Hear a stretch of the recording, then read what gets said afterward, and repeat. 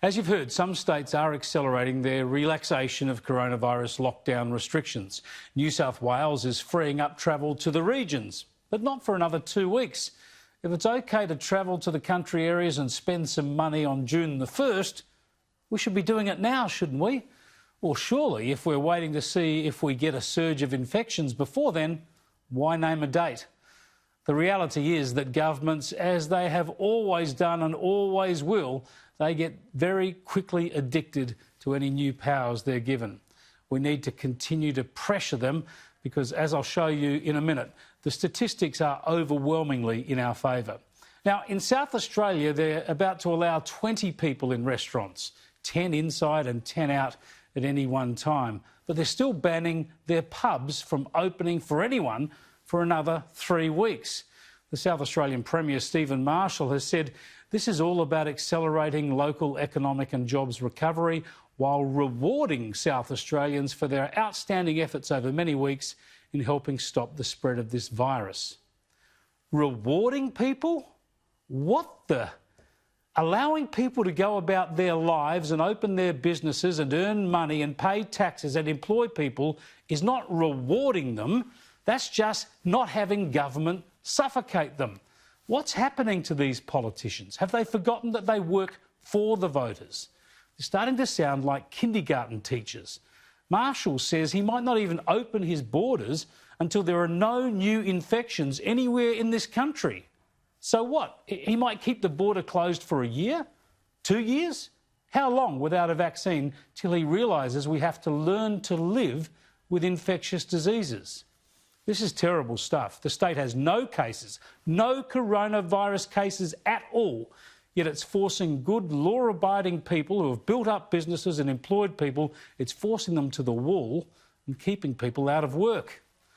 Here's another way to look at what's going on. As of today, we had 7 people in this entire country who were on ventilators because of this disease. That is 7 people in a very serious condition battling this virus. But we have well over 7 million people on JobKeeper and JobSeeker payments. For every seriously ill person, we have more than 1 million people on welfare. Now, we want all those sick people to recover, but we also want our society to function and people to be able to go about their lives.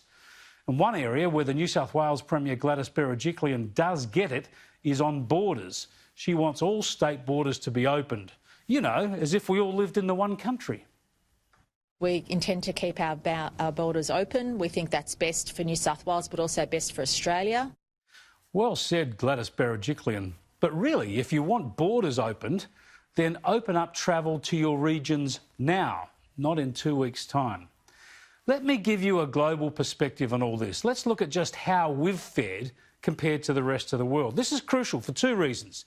To give ourselves a bit of a pat on the back for how well we've done, but also to show how far ahead of the pack we are and therefore how much more confidently we should be reopening society. We've got so much more room to move than most other countries. So have a look at these calculations of how many deaths we would have had in this country if we had the same death rates as other nations. As you know, Australia has suffered 100 deaths across our population of 25 million. 100. Canada is a similar country to Australia in many ways, so it's a good starting point. If we had the same death rate as Canada, we would have had 3,925 deaths by now. That's nearly 40 times as many lives lost. What about the US? Everyone is condemning America's handling of the pandemic. Well, if we had their death rate, our death toll would be 7,075, or more than 70 times what we've seen in this country. There's been a lot of talk about Sweden and its more lax approach with their death rate. If we had their death rate, we'd have lost almost 10,000 lives by now.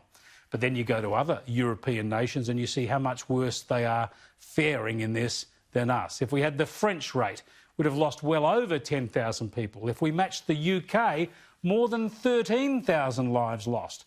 Or Spain's fatality rate in Australia would have our death toll approaching 15,000 people.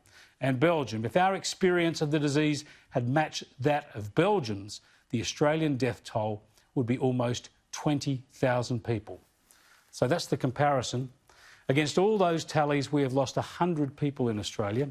Overwhelmingly, they were very vulnerable elderly people. So we must go all we can, do all we can for a long while, of course, to provide special protection for the vulnerable and elderly in this country. But that reality shows why we should be pleased and proud, and also why we should be getting back to work, opening our borders and carefully going about managing infections and outbreaks as they occur, rather than cowering in a country of closed businesses, closed societies and closed borders.